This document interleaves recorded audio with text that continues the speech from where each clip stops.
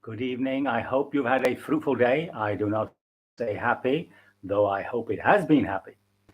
Namo tassa bhagavato harahato samma sambuddhassa. Namo tassa bhagavato arahato samma sambuddhassa. Namo tassa bhagavato arahato samma sambuddhassa. Homage to the Blessed One.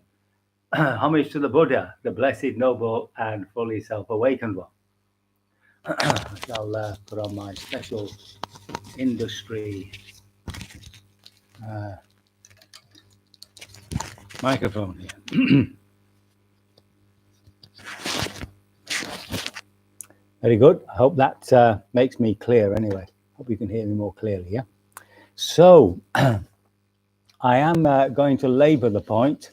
It's just to carry on with this not self, because I remember my own personal confusion when I came across this teaching for the first time. There was, it seemed to be saying that there was a not self, which seemed very confusing, and a denial of a self. So the Buddha doesn't deny that there's a self, he just says it's unreal. And the not self is a teaching tool. It's a way of saying, well, this is not me, it's not mine, and it's not myself.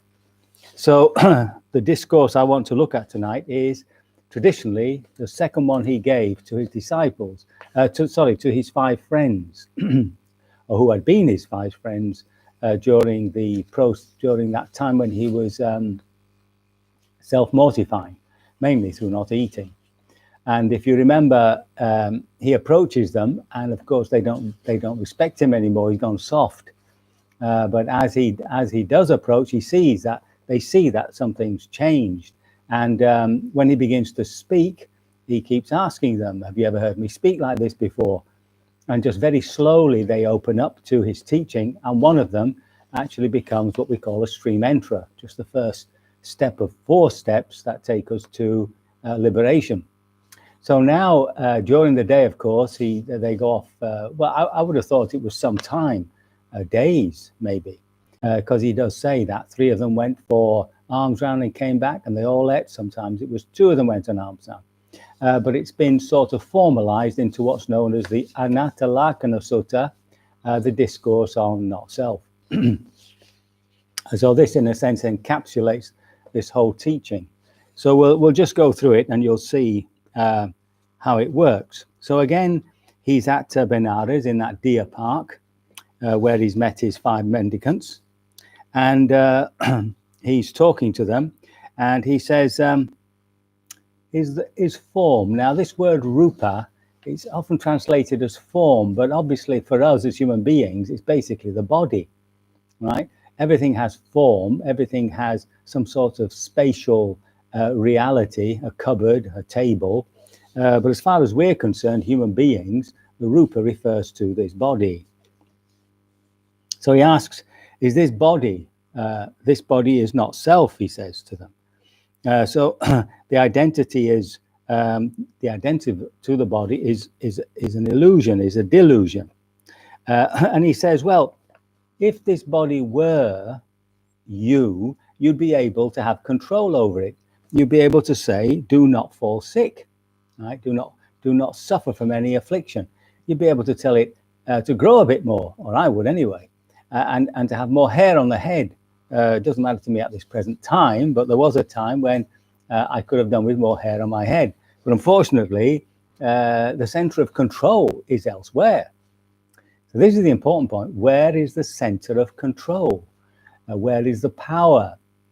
Who controls the body to stop it aging, to stop it dying, etc., falling ill? Of course, we can move our arms around and shake our heads and all that sort of stuff, but it's very superficial. It's a bit like driving a car, isn't it? I mean, when you're in a car driving, you feel you're in control, but actually the car's propelling itself. It's got all sorts of stuff going on, and anything can go wrong anytime. And when of course it breaks down or a tire bursts, then you realize, like you're not in control of the car. The control is quite superficial. So it's the same with the body. And when you realize that, you begin to realize that, how does he put it now? This body is not mine, right? You use it, but you don't actually own it. That's the distinction. Like with all objects, the ownership of an object is a legal fiction. I mean, we all agree to it. Like, for instance, this is my laptop, but that's just an agreement that we have between us as human beings. The fact is, I don't actually own it. And of course, this ownership gets very big, because then people own their houses, states own their country, and that causes all sorts of problems, this idea of possessing something. And then it's the body is not me. See, there's a disjunction, there's some sort of separation between me and the body, because the body won't do what I tell it to. And I am not the body. So this sense of self that I have is not the body. So again, we're going always back to identity. This was the big breakthrough of the Buddha, this problem of identity. If identity manifested as a delusive action, it caused dukkha. So that's why the Four Noble Truths are phrased in what we can actually experience: unsatisfactoriness, suffering. But the root cause is this problem of identity. So then he goes on to talk about feeling. Now, feelings are both physical and emotional, heart feelings. So again, if your body, if you hurt your body, you bump your knee or something, or you bite your tongue, then at that moment, you're not in charge of the body. The body actually goes into a spasm of pain. And you can't say, well, I don't want this pain. The pain remains. If you've got a headache, you have a headache. And you realize that when it comes to actually feelings in the body, again, very little control. Now, you can take tablets these days, of course, but that's just covering over the pain. When it comes to emotions, if you feel sad, you feel sad. You can distract yourself. You can listen to some music or something, or jump up and down and dance or whatever. But you can't get rid of the sadness that way. It's just buried underneath this attempt to escape it. And so you realize that we have very little power over our emotions. They arise and pass away. And this is, of course, becomes obvious when you're sitting. You might sit with every intention, to get deeply concentrated, have these wonderful insights. And all you have is these emotions coming up. 1 minute there's all sorts of anxiety, there's all sort of excitement, and then you're depressed, and then you're angry. It's just a waterfall of uncontrolled emotions, uncontrollable emotions. And then we have perception. Now, perception belongs to the mind, that part which thinks. It thinks not only in an abstract sense of thoughts, words, but also in imagery, in imagination. So if I said the word cat, you not only understand what that means intellectually, what it's got 4 legs and a little tail and all that, but also you have an image in your mind of what a cat is. So it's not a dog, right? We can normally tell clearly that this is a cat. It is not a dog, right? And these perceptions are not controlled by us. They arise because we see things, we hear things, we touch things, we smell things, we taste things, and then we make a photocopy of it. And the more we experience something that we see every day, a car, for instance, it builds up a concept about it, an image which runs with the concept, concrete concept. So you know that this is a car, it's not a truck, it's not a train, it's not a plane. And then, of course, it gets very subtle, because then it gets very, we say, yes, subtle, becomes very big, like freedom, democracy. But all these things are given to us. Now we can, and they're developed through our experience, through our cultures, and so on. And you can't get rid of it. You can't get rid of your sense of what your personal freedom means to you. You can change it, but you can't get rid of it. It's just there within you. It's the next part, the sankhara, where we have some sort of choice, where we do have some sort of power. And all the time he's saying, well, these feelings, these perceptions, this body, see, it's not right to say this is mine. You don't possess it. It changes of its own free will, of its own power. I was going to say free will, but there's no free willer. It changes because of its own power. The eyes have a power to see. There's a process of vision, which comes when the retina receives an object, and you have this mentation going on. The whole process that's happening within the mind, within the brain mind. The brain would be the sensitive base for the mind. Now, when it comes to sankhara, which are the volitional conditionings, our habits, I much prefer just the word habits. You can't get rid of a habit. You can change it. You can draw it down so that it doesn't have any effect on you.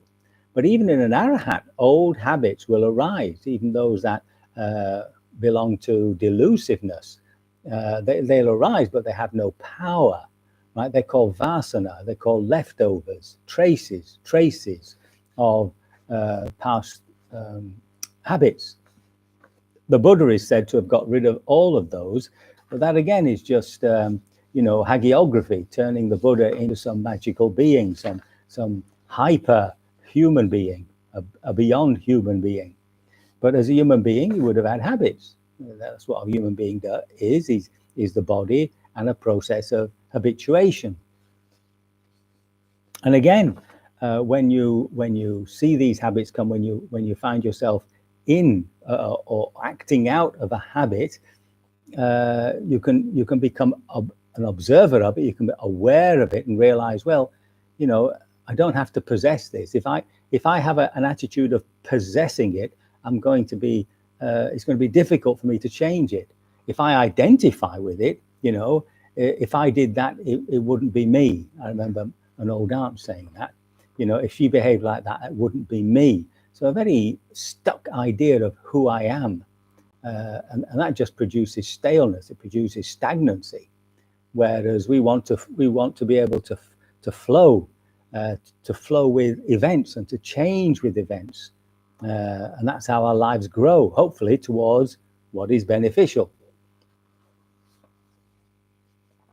By the way, I did see a little cartoon about going with the flow.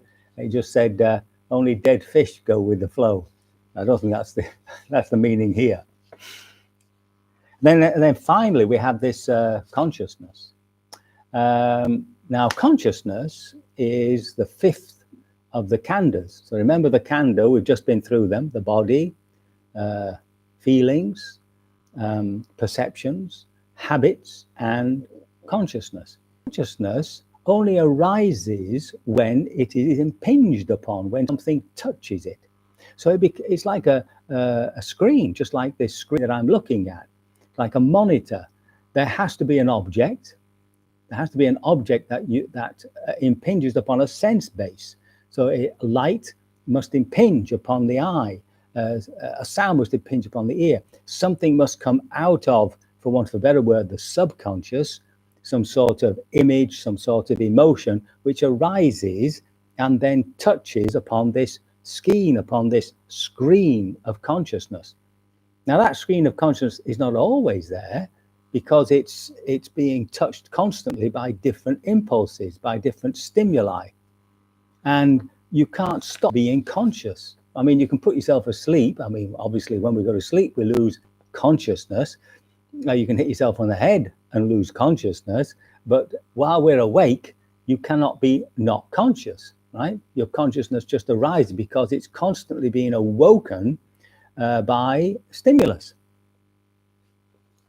So we don't have that control over consciousness. Whenever I put my eye on something, I become aware of it. It becomes part of my consciousness. So again, this idea of control, you see. And now, if the center of control is elsewhere, then it can't be me. That's one of the definitions of I, me. See, I know I'm not you because I can't control you. I know I'm not. I know I'm not something outside me because I have limited control. I can move objects, I can control them, but they're still objects. They're still outside me, so I know that it's not me. Now, when you're meditating, you're taking a position within yourself of identifying with the observer, the feeler. And once you're in that position, everything's an object, okay? And it's not under your control. The body offers feelings, sensations, the heart offers its moods and emotions, and the thought, and the mind, its thoughts and images, whether you want it to or not. It isn't under your direct control when you're in the position of the observer, the feeler, the experiencer, the one who knows in Vipassana. Somebody's actually translated Sankhara as choices.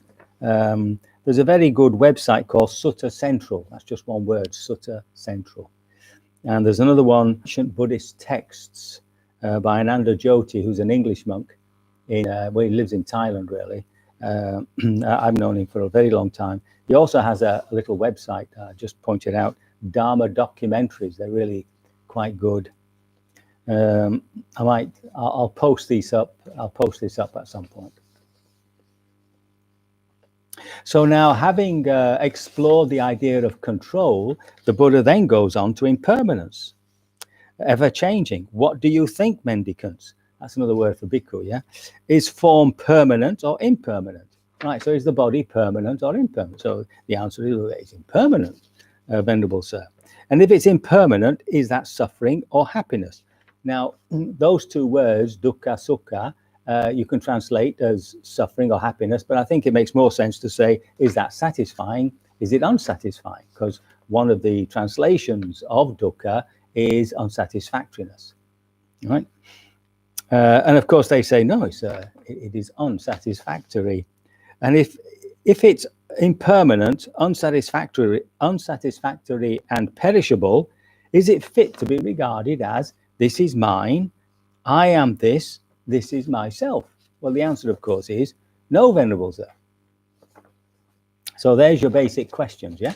The basic question is it permanent or impermanent, right? Now, all these things are permanent and impermanent. If it's impermanent, is that satisfying for you? I mean, if you arrive at a beautiful state of mind and then it disappears, that's not very satisfactory. You want to try and maintain it. You want to try and develop it, maybe. And then he goes through the rest of it, feeling. So feelings, are they permanent or impermanent? Now, this permanent, impermanent is not, it's not the same thing changing all the time. They are completely new moments. Every consciousness is arising and passing away.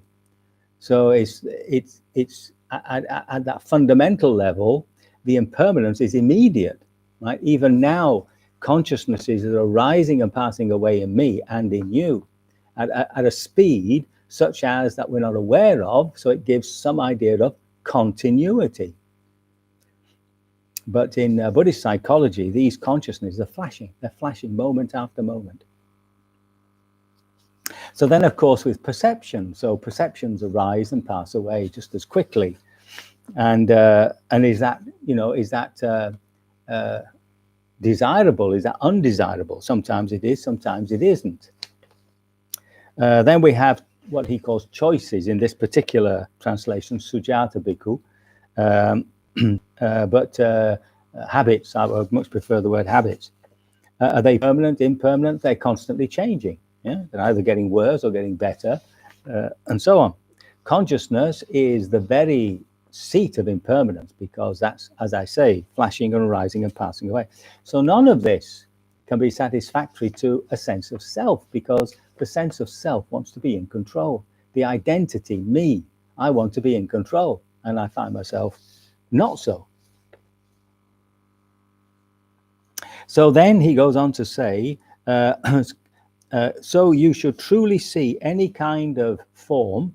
So it's any kind of form, but here especially the body, past, future, present, internal, external, coarse or fine, inferior or superior, far or near, all form, the whole material world is empty.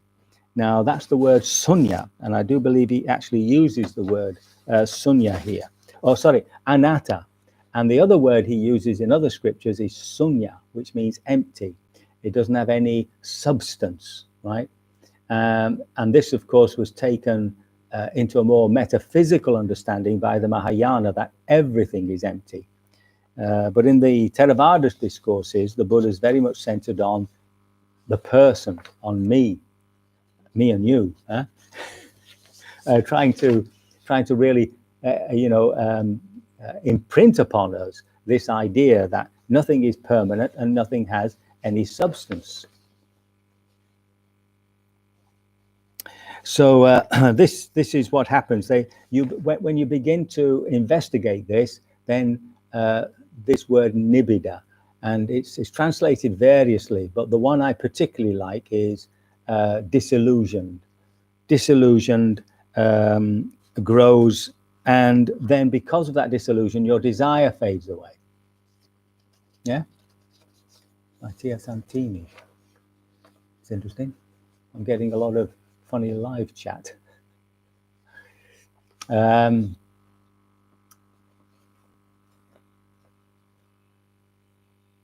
then finally, with that desire fades away. When all desire, the wrong desire fades away, then of course you are left with the experience of nibbana, not self, which is that experience of something that is beyond the five aggregates, and we'll come to that at another time.